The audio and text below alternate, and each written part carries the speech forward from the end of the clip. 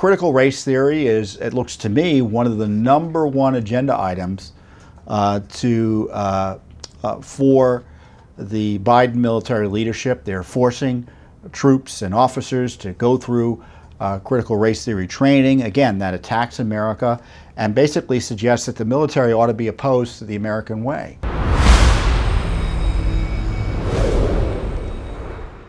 We've got our republic under attack in so many ways, and one of the most significant attacks on our republic is this repackaged Marxism that is being pushed under the rubric of critical race theory or critical theory, whatever you want to call it. And it is the animating policy and agenda item for the Biden administration. It's infecting our schools. It is infecting our corporate culture, and obviously the left-wing controlled entertainment culture is also pushing and promoting it. And it's the idea that America fundamentally is corrupt and racist, and has been and forever shall be, unless the Marxists come in and overturn our systems of government, using race as a pretext to blow up everything we consider to be important about the American constitutional system. And of course, no attack on America would be complete without an effort to undermine our military by the left, of course. So critical race theory is, it looks to me, one of the #1 agenda items for the Biden military leadership. They're forcing troops and officers to go through critical race theory training. Again, that attacks America and basically suggests that the military ought to be opposed to the American way. And specifically, also, they're targeting our rising leadership that's trained at our military academies, such as West Point, the Naval Academy, and also the Air Force Academy. Now, Judicial Watch already has lawsuits against West Point that has exposed the CRT anti-Americanism training for the rising officer corps there. And similarly, at the U.S. Naval Academy over in Annapolis, we just filed a lawsuit, I guess, about 6 weeks ago for records about any CRT trainings going on there. Now, we've also just begun working with a group of fine former members of the military who are concerned about this issue generally, and specifically concerned about what's going on at the United States Air Force Academy in Colorado Springs. We filed a lawsuit on behalf of this group. It's called Stand Together Against Racism and Radicalism in the Services, STARS, and we filed it against the United States Department of Defense for U.S. Air Force Academy records regarding, quote, systemic racism, as well as records of critical race theory trainings and policies at the Academy. Now, STARS had filed a series of FOIA requests that were pretty darn simple and should have been easily responded to. And it's pretty clear, because these are military guys, so their first instinct, it looks to me, isn't necessarily to sue. They're thinking, well, maybe their former colleagues who are still in the military will understand they have a right to these documents, and they'll just give them to them. No, that's not the way it works in today's military. If you want information, too often you have to sue. I jokingly say, you have to sue to get the time of day from the government. There was a memorandum issued outrageously in July of 2020 that stated in part, systemic racism exists in our society, and our U.S. Air Force Academy community is not immune. The memo also stated there would be a, quote, an institutional assessment and review for biases within our policies, processes, practices, curriculums, and artifacts. And that will be used to make tangible, lasting changes and to inform our future actions.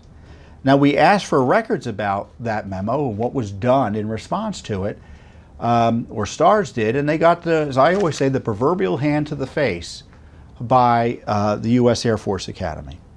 And they also want records about any CRT trainings that are taking place. So just so you know, so you may recall, that when Trump figured out that all this CRT training was infecting the military, he took steps to pare it back and restrict it. And like memos like this were probably one of the bases for Trump saying no more of this anti-Americanism, critical race theory, which targets and divides our military based on race. So the Biden administration came in, and as I said, critical race theory is the number one an animating agenda item for Biden administration governance. So this is why we're committed, and we could probably have do nothing but FOIA lawsuits against this federal government on critical race theory alone. And so we're always pleased to see other groups who are interested in this issue as well. So it's good to kind of, join forces with STARS to figure out what went on. STARS is concerned about efforts to teach and implement aspects of CRT in U.S. military academies and throughout the U.S. Armed Forces. And it was founded by a group of distinguished retired military officers.